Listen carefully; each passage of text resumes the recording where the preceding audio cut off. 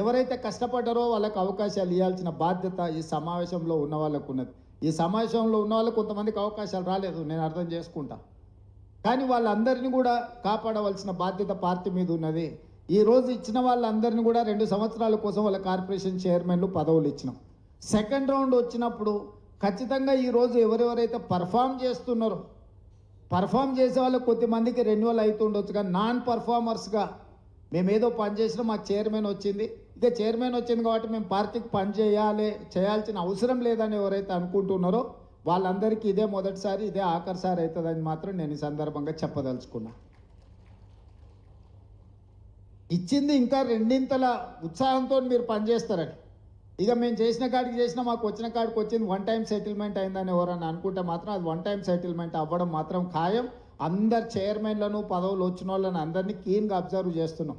ఇప్పుడు ఏం అనదలుచుకోలేదు. నేనైతే రెన్యువల్కి వచ్చినప్పుడు వస్తారు కదా, అప్పుడు మీ ప్రోగ్రెస్ రిపోర్ట్ మీ చేతికి ఇవ్వదలుచుకున్నా. అదేవిధంగా ఎవరైతే రాలేదో, మమ్మల్ని పార్టీ మర్చిపోయింది, మాకు అవకాశం రాలేదేమో, పార్టీ మమ్మల్ని గుర్తిస్తలేదని ఏమో అనుకోవాల్సిన పని లేదు.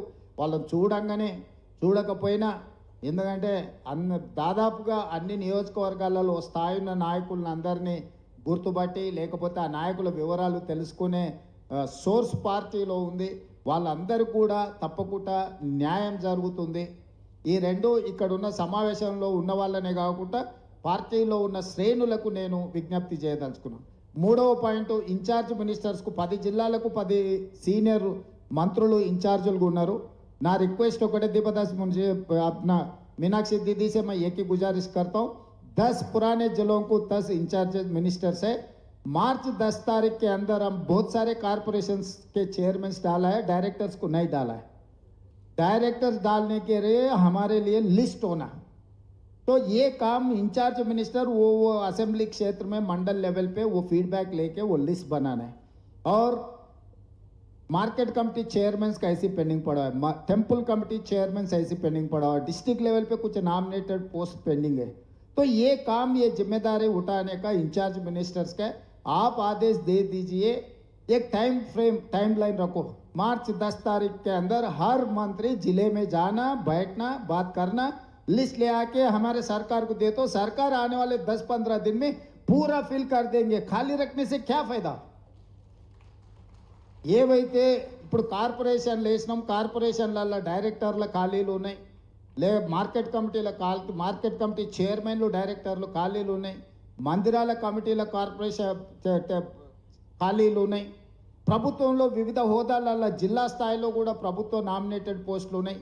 ఇవే కదా మనం కార్యకర్తలకు ఇవ్వాల్సింది. అందుకే 10 ఉమ్మడి జిల్లాల ఇన్ఛార్జ్ మంత్రులకు నా ఆదేశాలు ముఖ్యమంత్రిగా నేను ఏమిస్తున్న ఈ సమావేశం నుంచి అంటే, మార్చి 10 తారీఖు లోపల అన్ని జిల్లాలల్లో వీటిని నియమించడానికి అవసరమైన లిస్టులు తయారు చేసి అన్ని క్లియరెన్స్ తీసుకొని, ఏఐసిసి ఆమోదంతో అన్ని క్లియరెన్స్ తీసుకొని మార్చి 10 లోపల వాటి నియామకాలన్నీ చేపడితే కిందున్న శ్రేణులకు కూడా ఈ ప్రభుత్వం వచ్చింది, ఈ ప్రభుత్వంలో మాకు అవకాశం వచ్చింది, ఈ ప్రభుత్వం మనది అనే ఒక భావన ఉంటుంది. అదేవిధంగా రాబోయే స్థానిక సంస్థలల్లో రేపు ఎన్నికలను ఎట్లా ఎదుర్కోవాలి, ఆ పరిస్థితులు ఏంది, అక్కడ శ్రేణులను సమన్వయం చేసుకోవడానికి అవసరమైన వాళ్ళు వార్డు మెంబర్లు కావచ్చు, సర్పంచులు కావచ్చు, ఎంపీటీసీలు కావచ్చు, జడ్పీటీసీలు కావచ్చు, జిల్లా పరిషత్ చైర్మన్లు కావచ్చు, ఈ హోదాలలో కూడా ఎవరెవరైతే అవకాశాలు రానోళ్ళు ఉన్నారో వాళ్ళందరికీ అవకాశాలు ఇచ్చే బాధ్యత పార్టీ తీసుకుంటుంది. ఏఐసిసి ఇన్ఛార్జ్ మీనాక్షి నటరాజన్ గారు తీసుకుంటారు. ఒకవేళ మనకి ఎమ్మెల్యే టికెట్ రాకపోతే జిల్లా పరిషత్ చైర్మన్ రావచ్చు, లేకపోతే మిగతా విషయాలు రావచ్చు. అదేవిధంగా మనం నామినేటెడ్ పదవులు తీసుకుందాం. 2 రాజ్యసభ మనం నామినేట్ చేసినాం.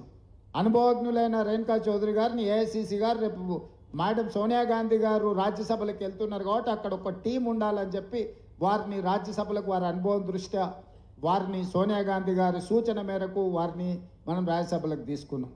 రాహుల్ గాంధీ గారు యంగ్ బ్లడ్ పార్టీ కష్టపడ్డోళ్ళకి ఒక సందేశం పంపించాలనుకున్నప్పుడు యూత్ కాంగ్రెస్ నేషనల్ జనరల్ సెక్రటరీగా పనిచేసిన అనిల్ యాదవ్కు ఈరోజు రాజ్యసభ వచ్చింది. మీకు తెలిసి ఒక యూత్ కాంగ్రెస్లో పనిచేసిన వాళ్ళకి రాజ్యసభ రావడం ఎప్పుడైనా చూసిండ్రా మీరు? ఈరోజు పార్టీ లైన్లో ఉంటే పార్టీ అవకాశం ఇచ్చింది.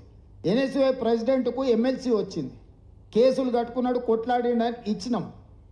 అదేవిధంగా వర్కింగ్ ప్రెసిడెంట్ చేసిన మహేష్ గౌడ్ గారికి ఎమ్మెల్సీ వచ్చింది, పిసిసి ప్రెసిడెంట్ కూడా అయ్యిండు.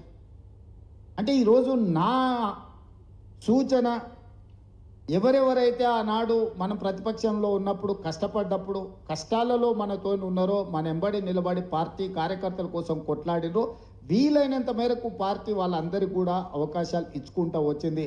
ఈరోజు అడ్వైజర్లుగా షబీర్ అలీ గారిని వేసినా, వేం నరేందర్ రెడ్డి గారు వేసినా, అరకర వేణుగోపాల్ గారిని వేసినా, ఇంకెవరినైనా వేసినా కూడా ఇవన్నీ కూడా మొదటి నుంచి మనము ప్రభుత్వంలో లేనప్పుడు ప్రతిపక్షంలో ఉన్నప్పుడు పార్టీ కోసం ఎవరెవరైతే కొట్లాడినో వాళ్ళందరూ కూడా అవకాశాలు వచ్చినాయి.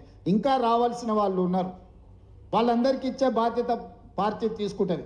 వచ్చినోళ్ళేమో వచ్చింది కదా మేము పని చేయాల్సిన పని లేదు అనుకుంటారు, రానోళ్ళేమో మాకు ఎట్లాగ ఇవ్వలేదు కదా ఇంకా మేమెందుకు పని చేస్తామంటారు. ఈ రెండింటి మధ్యలో ఎక్కడో గ్యాప్ ఉంది, గ్యాప్ను సరిదిద్దుకోవాల్సిన అవసరం ఉంది. ఇక నాలుగో సమస్య, పెద్దలు ఒక మాట చెప్పారు, మంచిని మైకులో చెప్పాలి, చెడుని చెవులో చెప్పాలని. మనోళ్ళు చెడు మైకులో చెప్తారు, మంచం వచ్చి చెవులో చెప్తారు.